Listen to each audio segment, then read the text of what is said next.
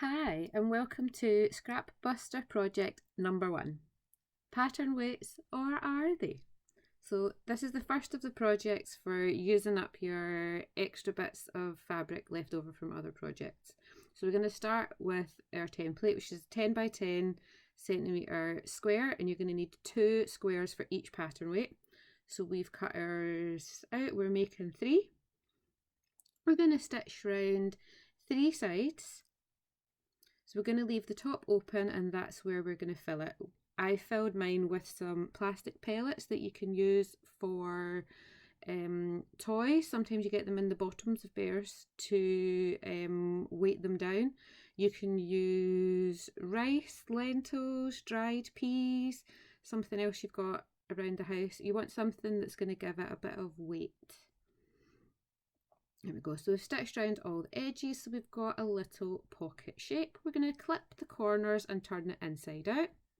There we are. Once you've done that, we're going to fold the top edge down and press it. So it's about a centimetre.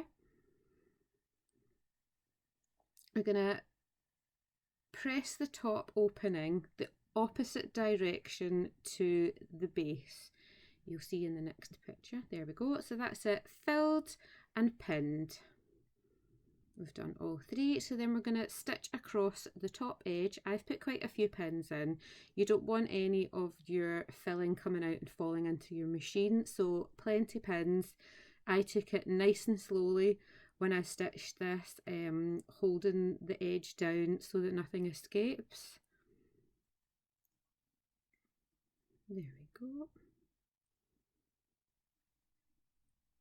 And you're going to do that for all 3, fill them up, pin across the top, and then stitch straight across the top. Make sure you do forwards and backwards at the ends to anchor it. So we've made 3 pattern weights today, and if you tune into the Facebook page, I'm going to show you some fun ways to use these. I'll see you there.